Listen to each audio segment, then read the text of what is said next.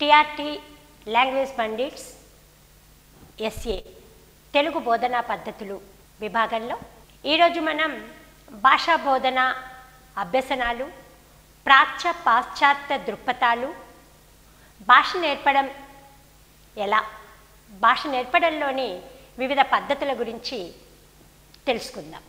సాధారణంగా ప్రతి వ్యక్తి విద్యాభ్యాసం భాషాభ్యసనతోనే ప్రారంభమవుతుంది. భాష ద్వారానే పిల్లవాడు మాట్లాడగలుగుతున్నాడు. మాటకు ప్రాతిపదిక భాష. భాష ద్వారానే భావ వినియోగం చేయగలుగుతున్నాడు, భావాన్ని వ్యక్తీకరించగలుగుతున్నాడు. ఈ సందర్భంలో పిల్లవాని విద్యాభ్యాసం భాషాభ్యసనతో ప్రారంభమవుతుంది అనుకుంటే ఆలోచనలకు భాషే ఆధారం. వ్యక్తిలోని ఊహలకు రెక్కలొచ్చినట్టుగా మాటల్లో కనిపిస్తాయి. ఊహలకు రెక్కలు రావడం ఏమిటి? మనకు అంటే మనసు పరంగా, జ్ఞానపరంగా మెదడు ఆలోచించే ఆలోచనలకు ఒక రూపకల్పన ఇస్తుంది భాష. అందుకే భాషా అభ్యసనతోనే విద్యాభ్యాసం ప్రారంభమవుతుంది. మానవ జాతి ఈరోజు ఇంత గొప్పగా ఉండడానికి, సృష్టిలో ఎన్నో కోట్ల ప్రాణులు ఉన్నప్పటికీ మనమే గొప్పగా ఉండడానికి మూలం భాషే. మన భాషకు ఒక రూపం ఉంది, ఇది శాస్త్రీయంగా మనం నేర్చుకుంటున్నాం. భావ వ్యక్తీకరణకు వాహకంగా వాడుకుంటున్నాం, భావ వినిమయం చేస్తున్నాం. ఒక వ్యక్తి సమాజంలో ఉండి వస్తు వినిమయం చేస్తున్నాడు, తన అవసరాలను పరస్పరంగా తీర్చుకుంటున్నాడు. వీటన్నింటికీ వాహకంగా పనిచేస్తుంది భాష. ప్రాచీన భారతీయ విద్యలో చూసినప్పుడు గురువు తను స్వయంగా గురుముఖత విద్య జరిగేది. విద్యాభ్యాసం పిల్లవాడు గురువు దగ్గర ఉండి నేర్చుకునేవాడు. తన ప్రతి అవసరాన్ని గురువుతో కలిసి పంచుకునేవాడు. గురువు తన యొక్క ప్రతి విషయాన్ని శిష్యునితో కలిపి పంచుకునేవాడు. ఇట్లా మరి పిల్లవాని విద్యాభ్యాసము భాషాభ్యాసనతోనే ప్రారంభమవుతుందని మనం అనుకుంటే భాషా అభ్యసనకు మూలమేమిటి? అసలు మన పూర్వీకులు మన విశ్వాసాలను, మత సంబంధాలను, సంస్కృతి సంప్రదాయాలను, వేదాంగాలను ఏ విషయమైనా కావచ్చు గురుముఖత శిష్యుడికి నేర్పింది ప్రాచీన భారతం. మరి ఆలోచనకు రూపమైన భాష ప్రాచీన భారతీయ విద్యలో భాషాధ్యాయానికి చాలా ప్రాముఖ్యత ఉండడం, గురుముఖత విద్య నేర్పడం, వేదాంగాలు నేర్చుకోవడం, సాహిత్య ప్రక్రియలన్నింటినీ శిష్యులు అధ్యయనం చేయడం చూసినప్పుడు మరి భాషాబోధ అభ్యసనలు, పాశ్చాత్య దృక్పథాలు ఏమిటి, అసలు ప్రాచీన భారతీయ తత్వవేత్తలు ఎవరు, వాళ్ళల్లో ఎక్కువగా విద్యాపరంగా భాషాపరంగా మాట్లాడిన వాళ్ళు, భాషకు ఒక రూపకల్పన చేసిన వాళ్ళు ఎవరో మనం చూద్దాం. ప్రాచీన భారతదేశంలో అత్యధిక గురువులు భాషావేత్తలే, అత్యధిక గురువులు తత్వవేత్తలే. ఎందుకు మనం ఈ మాట అనుకుంటున్నామంటే పాణిని, పతంజలి, కాత్యాయనుడు, భర్తృహరి వీళ్ళందరి గురించి మనం మాట్లాడుకుంటే పాణిని ఒక గొప్పవేత్త, తత్వవేత్త. పతంజలి వారికి రూపకల్పనించిన మరో గొప్ప తత్వవేత్త. కాత్యాయని రచనలు కావచ్చు, భర్తృహరి రూపాలు కావచ్చు, ప్రాచీన భారతాన్ని ఈనాటి వరకు నడిపిస్తున్న వీరు భాషావేత్తలు, తత్వవేత్తలు కూడా. అయితే ఈ గురువులు, విద్యావేత్తలు, తత్వవేత్తలు భవిష్యత్తును దర్శించిన దార్శనికులు వీళ్ళు. పిల్లవాడి చదువు చెప్పి ఊరుకున్న వాళ్ళు కాదు. ఇవాళ ఉపాధ్యాయ వృత్తి అంటున్నాం, కానీ వృత్తిగా స్వీకరిస్తున్నామా లేదా అనేది మనం ఆలోచించాలి. ఒక పనిని వృత్తిగా స్వీకరించడం వేరు, సాధారణంగా చేయడం వేరు. ఒక వైద్య వృత్తి, ఉపాధ్యాయ వృత్తి అంటున్నాం.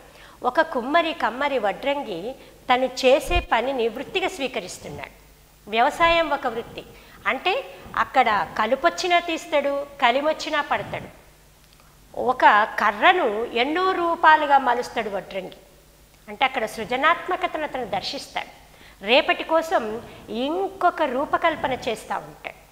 అట్లా ప్రాచీన భారతం నాటి గురువులు కూడా దార్శనికులుగా మన ముందు నిలబడతారు.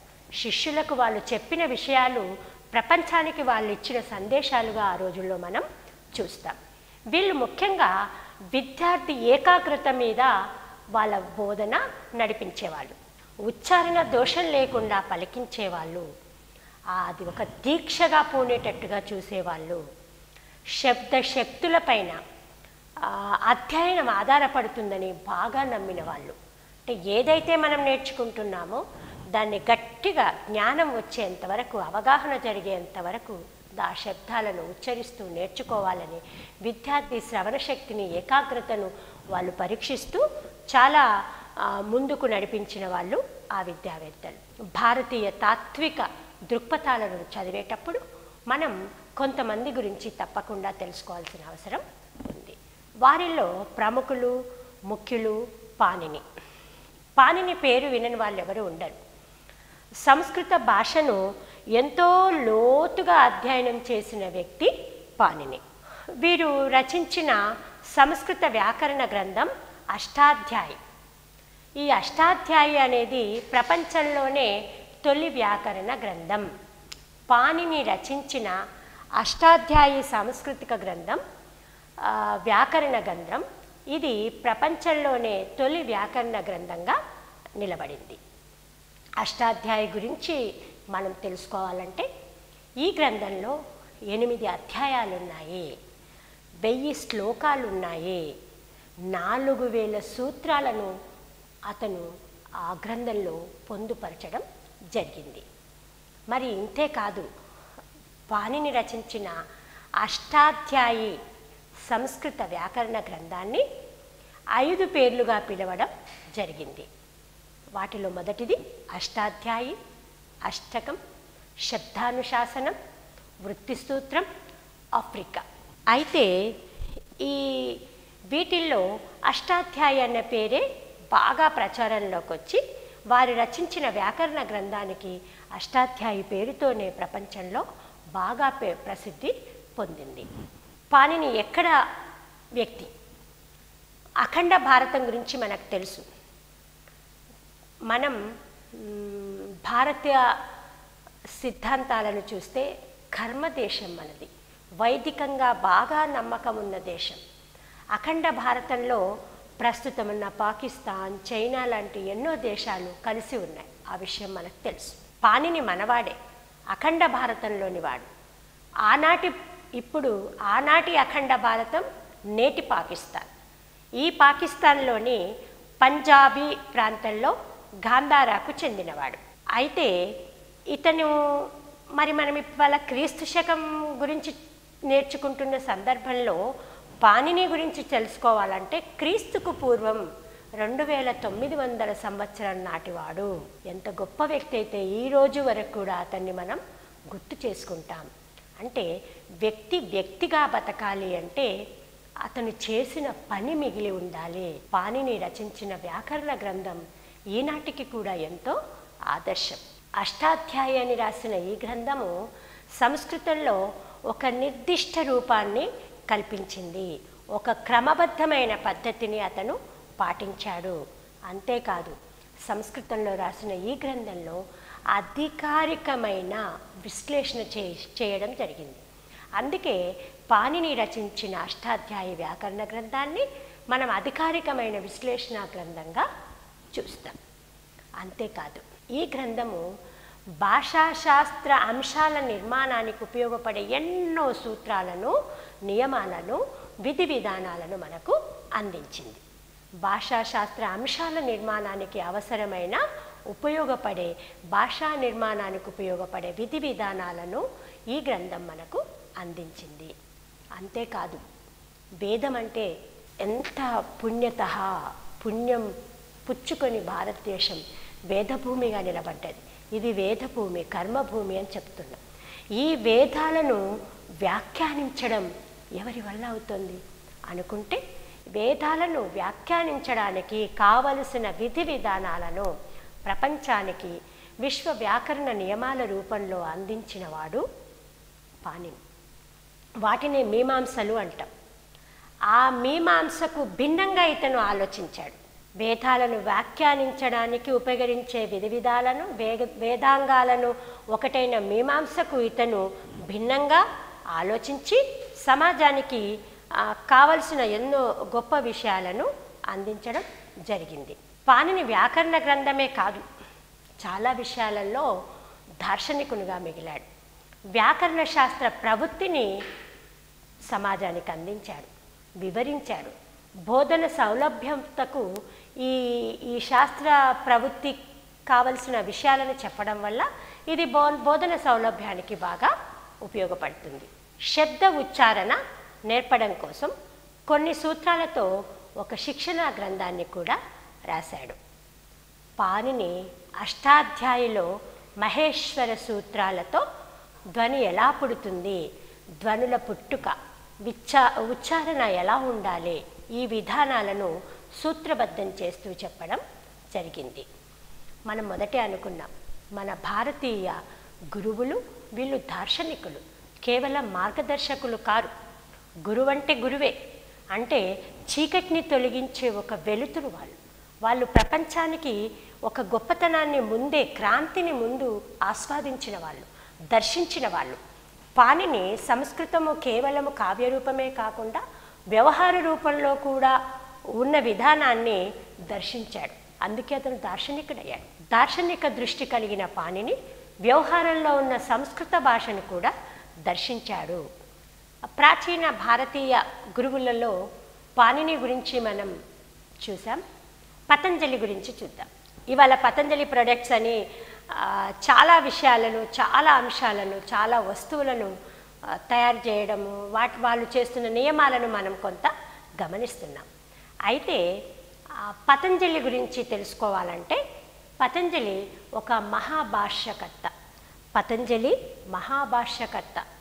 పాణిని రాసిన అష్టాధ్యాయిని పతంజలి గారు మహాభాష్యానికి కొంత రూపము ఇచ్చాడు. మహాభాష్యం అనే పేరుతో విపులీకరించింది. అంటే ఒక వ్యక్తి రాసిన విషయాన్ని 10 మందికి అర్థమయ్యేటట్టు ఎరక చెప్పడం కూడా, తెలియచెప్పడం కూడా ఒక గొప్ప నేర్పరితనం, ఒక గొప్ప కళ. పతంజలి కేవలం తనకు తెలిసిన విషయాలనే కాకుండా పాణిని భాషాపరంగా, శాస్త్రపరంగా, వ్యాకరణపరంగా ఏ అంశాలను ప్రపంచానికి అందించాడో వాటన్నింటినీ విపులీకరించే ప్రయత్నం కూడా చేశాడు. ఇతను అష్టాధ్యాయిని పాణిని రాసిన మహాభాష్యానికి చాలా విపులీకరిస్తూ పాణిని రాసిన పలు విషయాలను ఆగకుండా 85 రోజుల పాటు అతను మాట్లాడడం జరిగింది.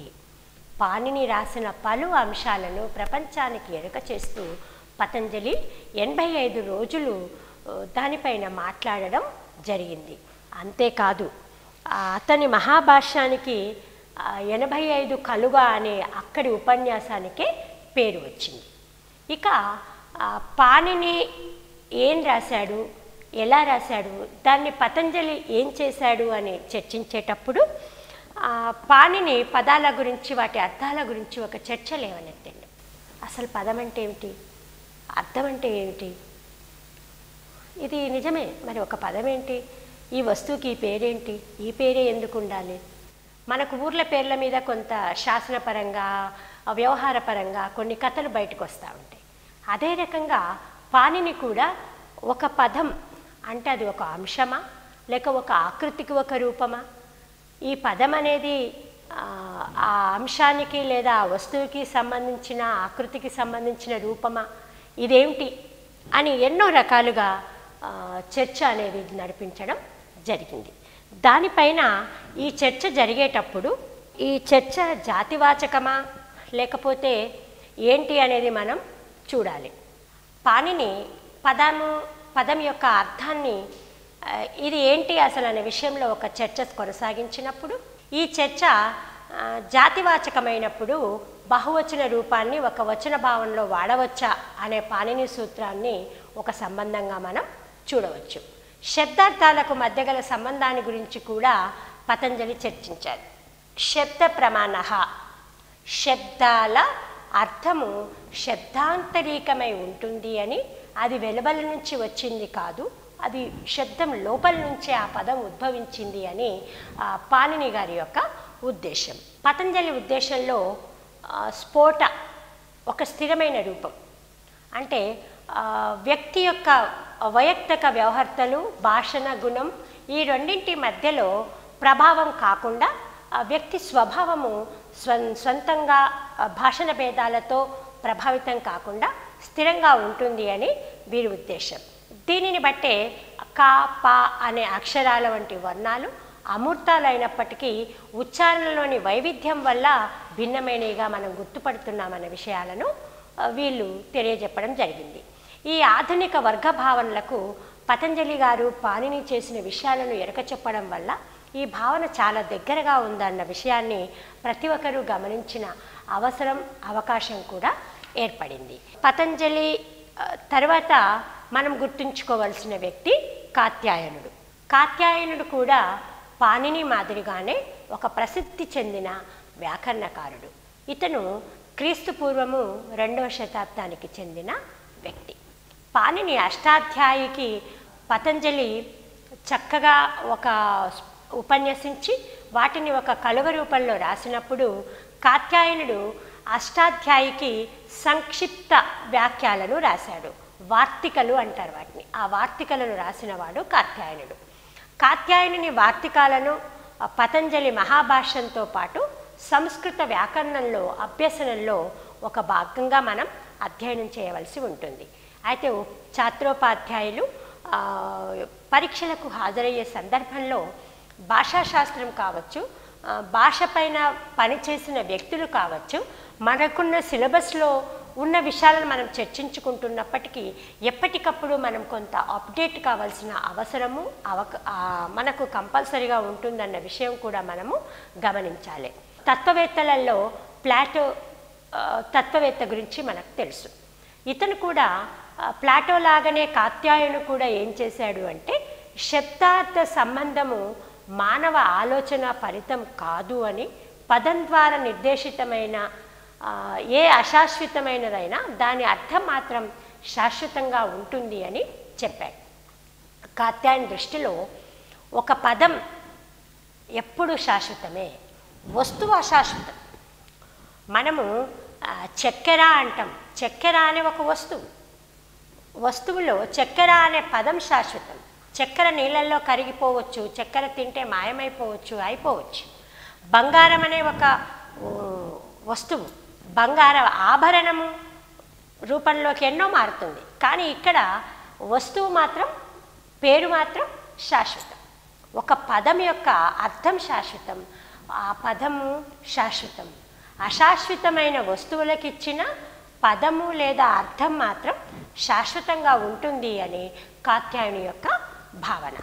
వీటి ఉదాహరణగా మనం బంగారు ఆభరణాలను చూడవచ్చు. గోవు పదానికి గోతత్వము అని ఎన్నో రకాలుగా మనం చెప్తున్నాం. గోవులు అంటే చెప్పాం కదా, పశుపక్షాదులు, మానవులు, ఎంతమంది పుట్టిన జీవులు మాయం కావచ్చు, కానీ ఆ పదాలు మాత్రం శాశ్వతత్వం. పదాలకు శాశ్వతత్వం ఉంది.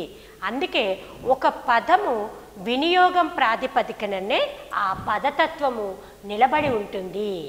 పదాన్ని ఉపయోగించడం, మనము భాషల గురించి మాట్లాడుకున్నప్పుడు మృత భాషలు, జీవ భాషలు అని చెప్పాం. భాష ఏదైతే మాట్లాడుతామో ఆ భాష ఒకరి నుండి ఇంకొకరికి పాకుతూ ఉంటుంది, ఒకరి నుండి ఇంకొకరికి వ్యవహారంలోకి వెళ్తూ ఉంటుంది. ఒక నీరు సెలయేరులో పారుతూ ఉన్నట్టుగా ఆ నది అప్పుడు జీవంగా ఉన్నట్టు, ఒక కాలువ పారుతూ ఉంటే ఆ కాలువ జీవంగా ఉన్నట్టే ఆ భాష కూడా మనుషుల మౌఖికంగా కానీ లేపి రూపంలో కానీ బతికి ఉంటే, అంటే అందరి మధ్యలో వ్యవహారం జరుగుతూ ఉంటే జీవించి ఉన్నట్టుగా భావించినట్టే కాత్యాయన దృష్టిలో పదం అనేది శాశ్వతం. వస్తువు అశాశ్వతం కావచ్చు, కానీ పదం మాత్రం శాశ్వతమని, ఆ పదం యొక్క తాత్విక భావన వల్లనే, పదతత్వం వల్లనే ఇంకా పదాలు వెలువడుతున్నాయని, భాషాశాస్త్రము రూపుదిద్దుకుంటుంది అని అతను చెప్పడం జరిగింది.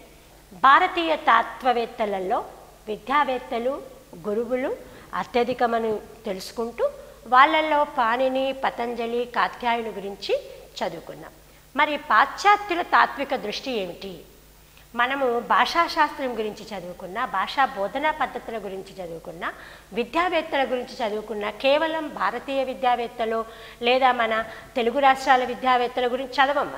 ప్రపంచవ్యాప్తంగా ఒక అంశం పైన డీటెయిల్గా చర్చించిన ఒక తత్వవేత్త గురించి మనం మాట్లాడుకుంటాం. ఒక అంశం పైన మాట్లాడిన ఒక విద్యావేత్త గురించి మనం మాట్లాడుకుంటాం. అట్లాగే మరి విద్యపరంగా, భాషాభ్యాసన పరంగా పాశ్చాత్యుల తాత్విక దృక్పథం ఏమిటో చూద్దాం. పాశ్చాత్యుల తాత్విక దృక్పథాలు తెలుసుకునే ముందు పాశ్చాత్యుల్లో బాగా పేరొందిన విద్యావేత్తగా మనం జాన్ డ్యూయీని చూస్తాం. జాన్ డ్యూయీ అనే వ్యక్తి అమెరికాలో సాగిన అభ్యుదయ విద్యా విధానానికి ఊపిరిపోసిన వ్యక్తి.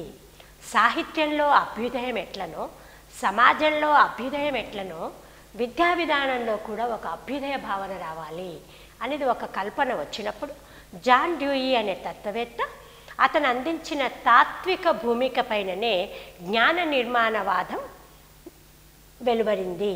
జ్ఞాన నిర్మాణవాదం ద్వారానే సామాజిక నిర్మాణవాదము నిర్మితమయ్యింది అని మనం తెలుసుకోవచ్చు. జాన్ డ్యూయీ అమెరికాలో సాగిన అభ్యుదయ విద్యా విధానానికి ఊపిరిపోసిన వ్యక్తి. ఇతని దృష్టిలో పిల్లలు భాషాభ్యాసన నేర్వాలి అంటే, భాషాభ్యాసన పిల్లల్లో జరగాలి అంటే కృత్యాల ద్వారానే నేర్చుకుంటారని ఇతను గట్టిగా నమ్మాడు. కృత్యాధార బోధనను నమ్మిన వ్యక్తి జాన్ డ్యూయీ. ఇంకా భాష అనేది కేవలం తరగతి గదిలో పుట్టి తరగతి గదిలో మాత్రమే నేర్చే విషయం కాదు. ఇది అందరం ఒప్పుకోవాల్సిన విషయం. ఎందుకంటే సమాజంలో బతుకుతున్న ప్రతి మనిషి భావ వ్యక్తీకరణ కోసం భాష కావాలి, భావ వినిమయం కోసం భాష కావాలి. అందుకే భాష నేర్పడానికి, భాష నేర్చుకోవడానికి ఎన్నో ప్రయోజనాలు ఉన్నాయి. ఏ పద్ధతి బాగుంటుంది అని ఎప్పటికప్పుడు చర్చలు జరుగుతూ, ఎన్నో కమిటీలు దానిపైన పనిచేస్తూ, ఎంతోమంది విద్యావేత్తల అభిప్రాయాలను మనం పాటిస్తూ అక్కడక్కడ వాటిని మన తరగతి గదికి అన్వయిస్తూ ముందుకు సాగుతూ ఉన్నాం. ఇది అందరము ఒప్పుకోవాల్సిన విషయమే. అయితే జాన్ డ్యూయీ భాషను ఒక సామాజిక అంశంగా గుర్తించాడు. సామాజిక అంశం అన్నప్పుడు మరి ఎలా నేర్వాలి? సామాజిక భాషాభ్యసన, సామాజిక అనుభవం ద్వారానే పిల్లవాడు భాషను అభ్యసిస్తున్నాడు. ఈ భాష ద్వారా సమాజపు ఆదర్శాలు బయటకు వస్తాయి. సమాజంలో ఉండే విలువలను గుర్తిస్తాడు. ప్రజలు నమ్మే విశ్వాసాలను తను కూడా నమ్మడమో లేదా వ్యతిరేకించడమో, వ్యక్తీకరించడమో, వక్రీకరించడమో చేస్తాడు. అంటే భాష సమాజం యొక్క విశ్వాసాలను, నమ్మకాలను, విలువలను, విధి విధానాలను, ఆదర్శాలను అన్నింటినీ కూర్చుకొని ఉంటుంది. ఈ భాషలో నిక్షిప్తమై ఉన్న సామాజిక సాంస్కృతిక విలువలను జీవన విధానం ద్వారా పిల్లలకు ఎరుక చెప్పేదే భాష. పాఠశాలలో కేవలం పాఠశాల 4 గదుల్లో భాష నేర్పడం కాదు, సామాజిక పరమైన సాంస్కృతిక విలువలను, ఆదర్శాలను, సమాజంలో ఉండే విశ్వాసాలను ఎరక చెప్పడమే పాఠశాల యొక్క బాధ్యతగా జాన్ డ్యూయీ స్పష్టం చేశారు. పాశ్చాత్య దృక్పథాలు చెప్పిన మరి ఒక వ్యక్తి జాన్ పియాజ్. జాన్ పియాజ్ ఇతను సంజ్ఞానాత్మక వ్యక్తి. ఒక విషయము నేర్చుకున్నాడు అంటే ఆ విషయానికి సందర్భించి కొన్ని సంజ్ఞను పిల్లవాడు సేకరించగలుగుతాడు. ఇతను సంజ్ఞానాత్మక వ్యక్తి. పిల్లల విధానంలో, పిల్లల వికాసంలో భాషా వికాసానికి ఒక ప్రత్యేకత ఉంది. ఇది ప్రత్యేక అంశంగా ఇతను గుర్తించాడు. పియాజ్ అనే వ్యక్తి పిల్లల వికాసంలో భాషా వికాసం ఒక ప్రత్యేక అంశంగా గుర్తించాడు. మరి అభ్యసనలో కొంత డెప్త్కి వెళ్ళిన వ్యక్తి, కొంత లోతుగా ఆలోచించిన వ్యక్తి జాన్ పియాజ్. అభ్యసన అనే అనుకూల్యత అడాప్షన్తో ప్రారంభమవుతుందని, అభ్యసన అనేది అనుకూల్యతో ప్రారంభమై సంశ్లేషణగా సాగి అనుగుణ్యత ఫలితంగా అనుకూల్యతగా ఏర్పడుతుంది. అంటే ఏదైతే అడాప్ట్ చేసుకుంటాడో, ఏదైతే అసిమిలేట్ చేసుకుంటాడో దాని ద్వారా ఫలితాన్ని, అనుకూల్యతను పొందుతాడు. ఈ సంశ్లేషణ అంటే ఏమిటి అసలు? సంశ్లేషణ అనే పదాన్ని మనం అసిమిలేషన్ అంటుంటాం. సంశ్లేషణ అంటే కొత్త పరిస్థితుల్లో సర్దుబాటు పొందడం. నిజంగా చదువుకోలేదా? చదువుకున్న పిల్లోడు ఏడిపోయినా బతుకుతాడు. ఏంటి ఏడిపోయినా బతకడం? మామూలు పిల్లవాడు బతకలేడా? బతుకుతాడు. కానీ భాషతో పాటు విద్యా లక్ష్యాలను చూసినప్పుడు వ్యక్తి తను పొందిన జ్ఞానాన్ని అవసరానికి వినియోగించుకోగలగాలి, తన ఆత్మవిశ్వాసాన్ని పెంపొందించుకోవాలి. కొత్త పరిస్థితులు ఎదురైనప్పుడు తన జ్ఞానాన్ని అవగాహనతో వినియోగించాలి. ఇది మనం భాషా లక్ష్యాలే కావచ్చు, విద్యా లక్ష్యాలలో కూడా చెప్పుకుంటాం. ఇక్కడ సంశ్లేషణ అనే పదాన్ని యొక్క అర్థం కూడా అదే. కొత్త పరిస్థితులకు సర్దుబాటు చేసుకుంటూ తన ఆలోచన విధానాన్ని మార్చుకోవడం కోసం సంశ్లేషణ వినియోగించుకుంటాడు. కొత్త పరిస్థితులలో ఏది తనకు అనుకూలము, ఏది అనుకూల్యత కాదు, ఏ రకంగా ఈ విషయాలకు తను స్పందించాలో తెలియజేసుకుంటాడని జాన్ పియాజ్ అభిప్రాయపడ్డాడు. పాశ్చాత్య భాషావేత్తల దృక్పథాలు చదవడంలో మనం జాన్ డ్యూయి, పియాజ్ గురించి చదివాం. ఇక ఈ విద్యా విధానాన్ని నూతనత్వంతో స్వతసిద్ధంగా అనే ఒక భావనతో ముందుకొచ్చిన మరో వ్యక్తి చామ్స్కీ. సాధారణంగా పిల్లలు అనుకరణ ద్వారా నేర్చుకుంటారు అనేది ఒక వాదన. నిజమే, చాలా విషయాలు పిల్లలు అనుకరణతో నేర్చుకుంటారు. కానీ కేవలము అనుకరణ ద్వారానే భాషాభ్యాసన జరగదు. ఈ పిల్లల అనుకరణ ద్వారా భాషను నేర్చుకుంటారు అనేది ప్రవర్తనవాదుల యొక్క వాదన. కానీ చామ్స్కీ ఈ సందర్భంలో ఏమంటాడంటే, స్వతసిద్ధంగా పిల్లవాడు నేర్చుకుంటాడు, కేవలం అనుకరణ కాదు. తనలోని సహజాతాలను, తనలోని క్రియాత్మకతను, జన్మతః తనలో అంతర్లీనమై ఉన్న భావాలను, అంతర్లీనమై ఉన్న శక్తులను, సామర్థ్యాలను, నైపుణ్యాలను వెలికి తెచ్చి భాషా సంబంధ శక్తిని కూడా వీళ్ళలో ఉంటుంది. కాబట్టి కేవలము అనుకరణ ద్వారా కాకుండా స్వతసిద్ధంగా పిల్లవాడు భాషను నేర్చుకుంటాడు అని నమ్మిన వ్యక్తి చామ్స్కీ.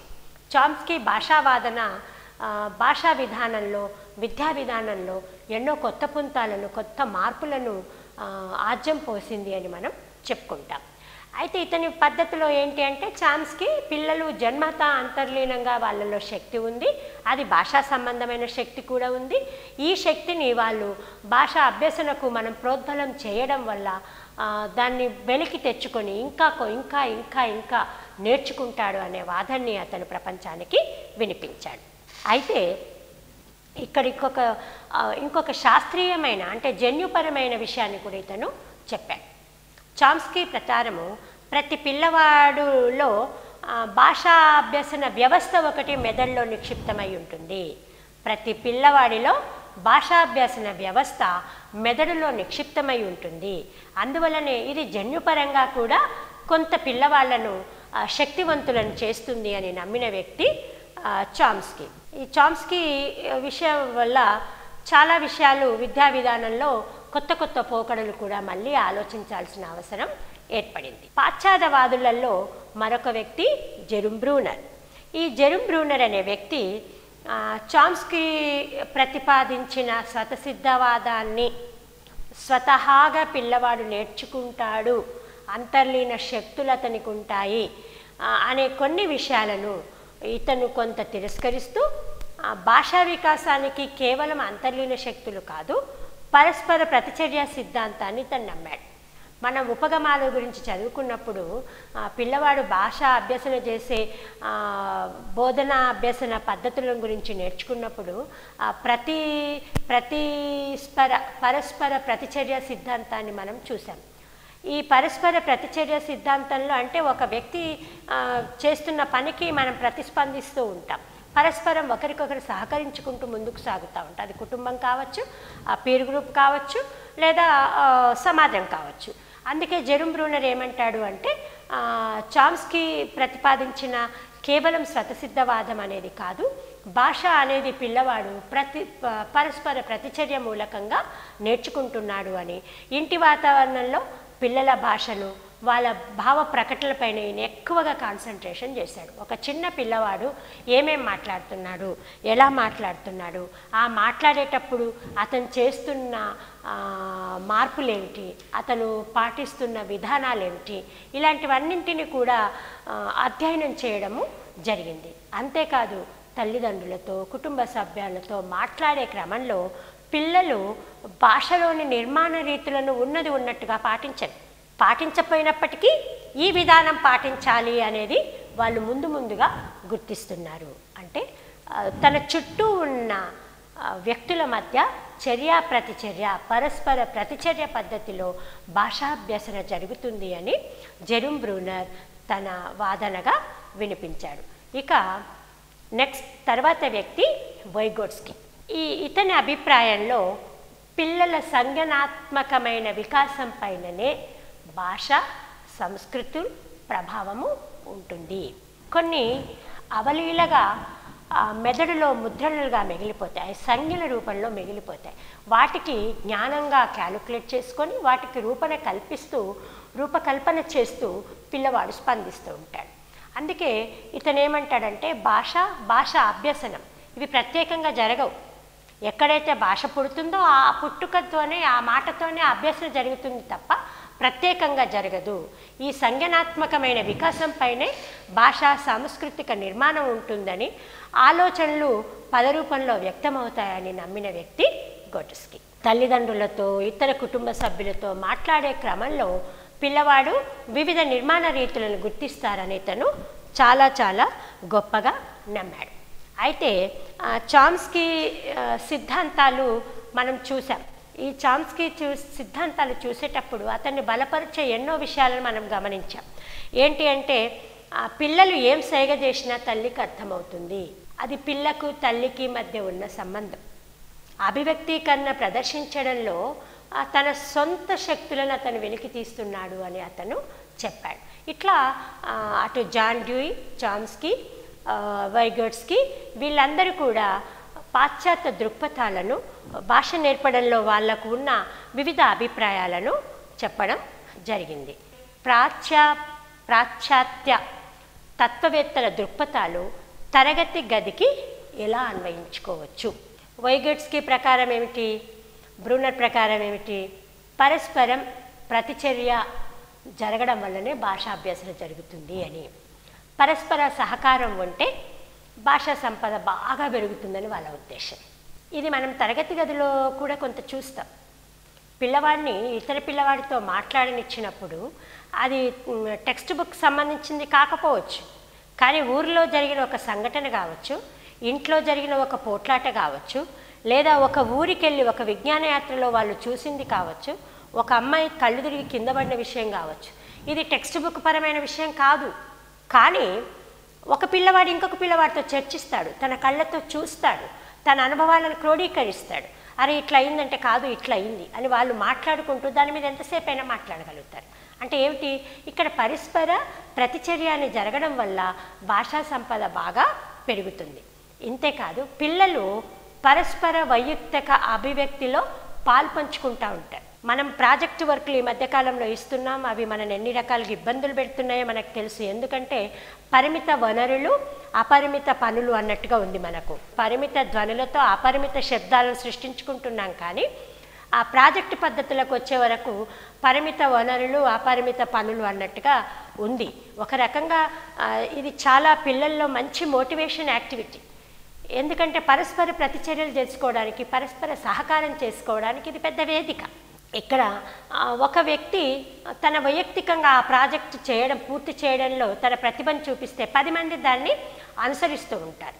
ఈ రకంగా తరగతి గదికి అన్వయించేటప్పుడు వాళ్ళ దృక్పథాలు కొంతవరకు యాక్టివిటీ బేస్డ్ ఎడ్యుకేషన్కి రూపకల్పన ఇచ్చారు. మరి ఉపాధ్యాయ పర్యవేక్షణలో జట్టు కృత్యాలు, చర్చలు, ప్రాజెక్టులు జరిపినప్పుడు ఇక్కడ పరస్పర ప్రతిచర్యలకు అవకాశం ఉంది.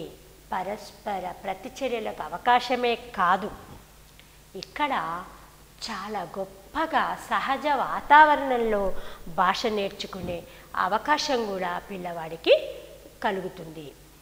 ఈ వైగోట్స్కీ, చామ్స్కీ, బ్రూనర్ ఈ తదితర విద్యావేత్తల అభిప్రాయానికి అనుకూలంగా మనం చేయాల్సిన విషయాలు చాలా ఉన్నాయి.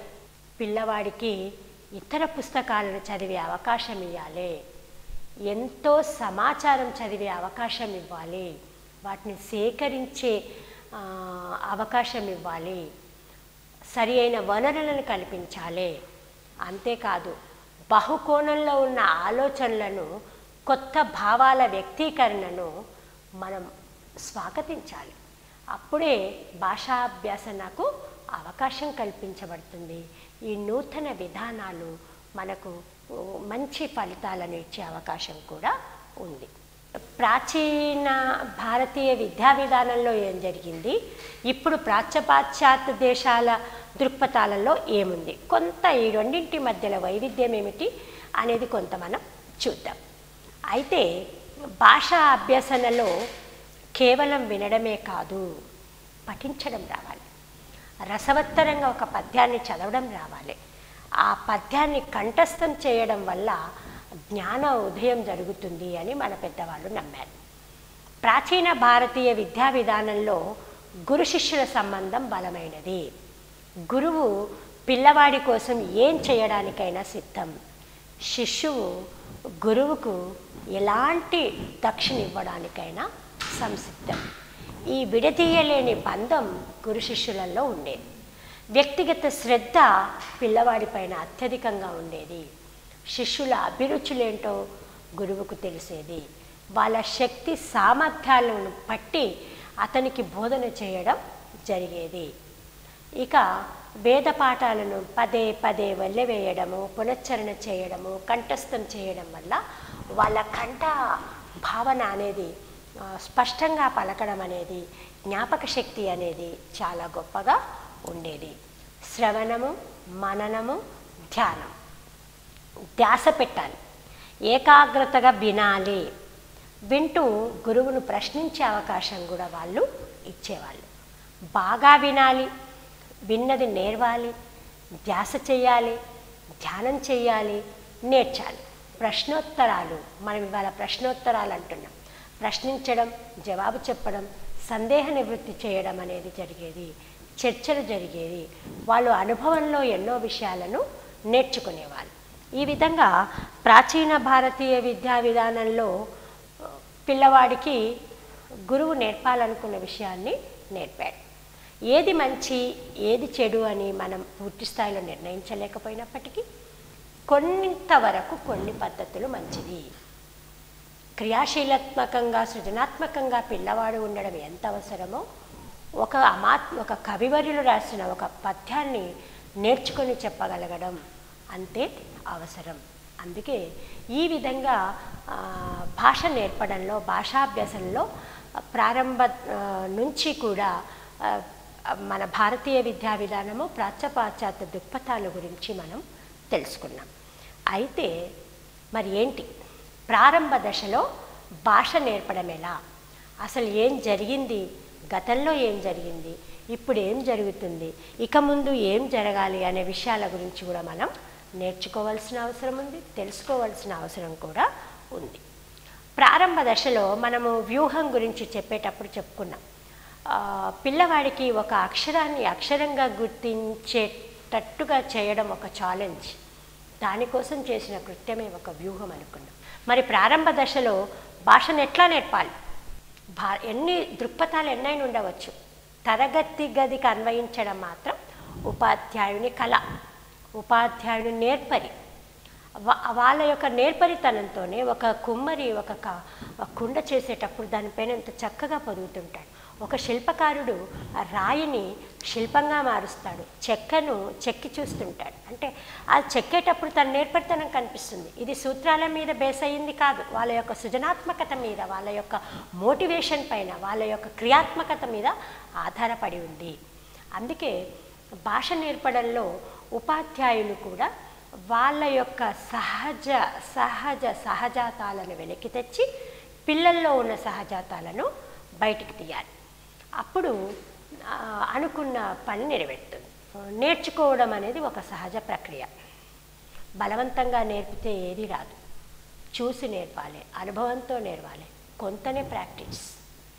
పిల్లలు పరిసరాలను గమనిస్తూ, పరిశీలిస్తూ, ప్రతిస్పందిస్తూ నేర్చుకుంటారు. నేర్చుకోవడంలోనే వాళ్ళ భాషను కూడా ఇముడ్చుకుంటారు. చదవడం, రాయడం నేర్చుకోవడంలో, భాషాభ్యాసనంలో ముఖ్యమైనవిగా చెప్పుకుంటాం. విన్న విషయాన్ని చక్కగా అదే రీతిలో పలకడం, ఆ పలికిన విషయాన్ని చక్కగా రాయడం, చదవడం, రాయడం, వినడం, ఈ ఈ LSRWల మధ్యలో జరిగేదే భాషా అభ్యసన, భాషా నైపుణ్యాలు, భాషా సామర్థ్యాలు ఈ చక్రం చుట్టే తిరుగుతూ ఉంటాయి. అటువంటప్పుడు మొదటి తరం అభ్యాసకుల నుంచి రెండవ తరంలోకి వెళ్ళాలి అంటే ప్రపంచాన్ని వాళ్ళు దర్శించగలగాలి. అభ్యసన చేసేటప్పుడు దార్శనికులుగా వాళ్ళు మారగలగాలి. ఆ అవకాశాన్ని ఉపాధ్యాయుల విద్యార్థులకు ఇవ్వాలి. చెప్పడానికి పద్ధతులు ఎన్నో ఉన్నాయి, కానీ పిల్లలు భాష నేర్వడానికి అనువైన అనుసరించదగిన పద్ధతులు ఏమిటి? వాటిల్లో మొదటిది అక్షర పద్ధతి, రెండవది పద పద్ధతి, మూడవది పూర్ణ పద్ధతి. ఈ 3 పద్ధతుల ద్వారా పిల్లలకు భాష నేర్పే అవకాశం ఉంది. వర్ణమాలలో మనం 56 అక్షరాలను ఏ రకంగా వర్గీకరించవచ్చు?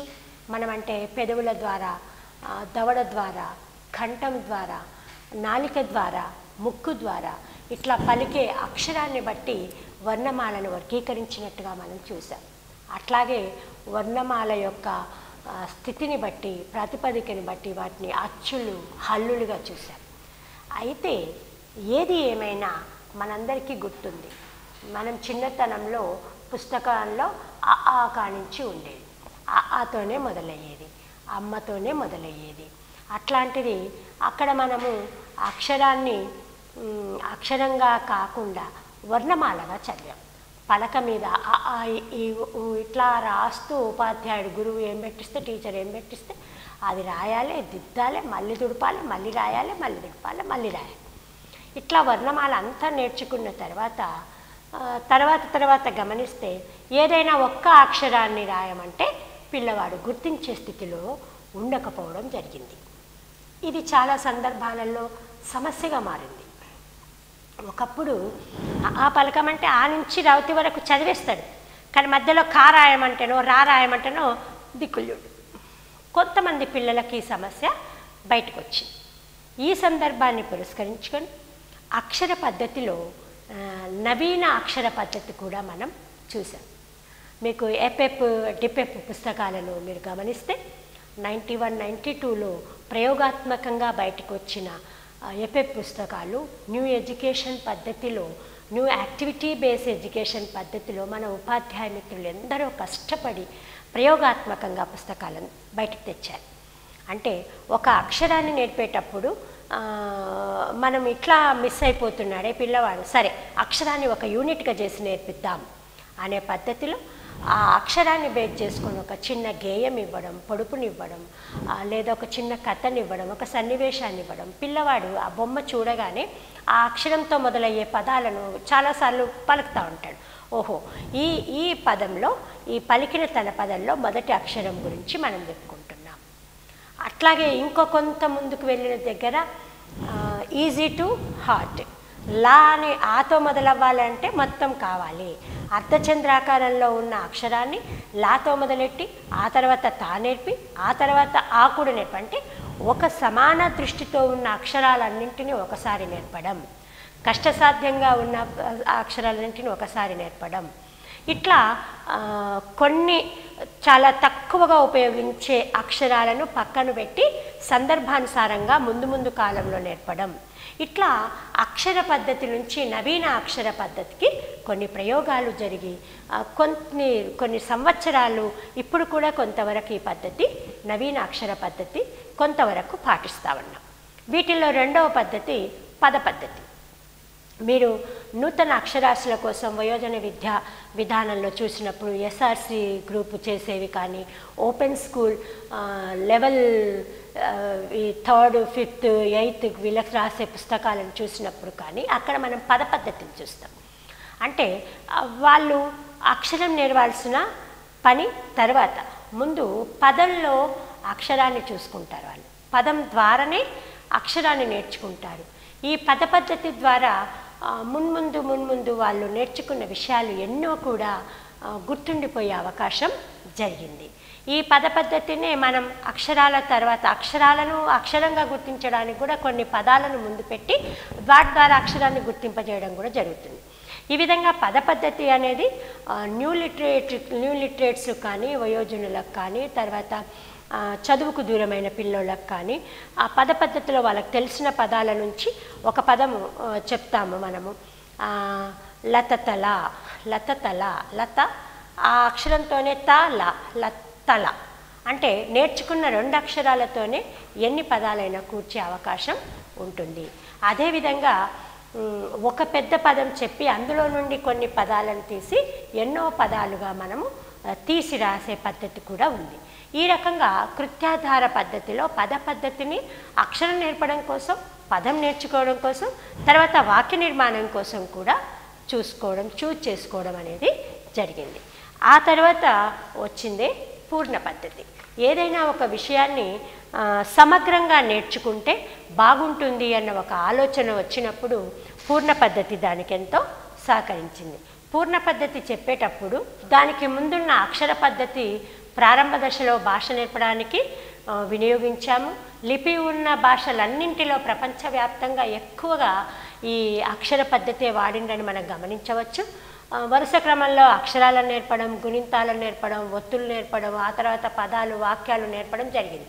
ఈ పద్ధతికి కొంత ఎక్స్టెండ్ చేసుకుంటూ పద పద్ధతిలో పదాల ద్వారా అక్షరాలను నేర్పి దానికి సంబంధించిన పదాలను సేకరిస్తూ వాక్య నిర్మాణాలు వాటన్నింటిని కూడా మనం చేయడం జరిగింది.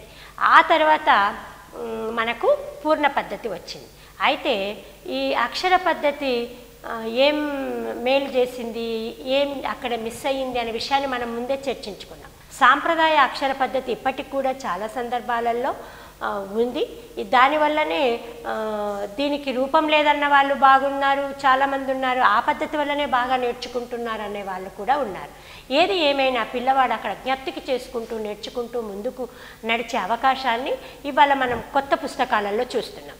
అక్షరాన్ని అక్షరంగానే నేర్చుతున్నప్పటికీ ఆ అక్షరానికి సంబంధించిన ఎన్నో పదాలను వాడు చూసి మాట్లాడడము, దానిపైన కొన్ని పదాలను సేకరించడం, ఇట్లా సాంప్రదాయక పద్ధతి నుంచి నవీన పద్ధతిలోకి కూడా మారడం అనేది జరిగింది.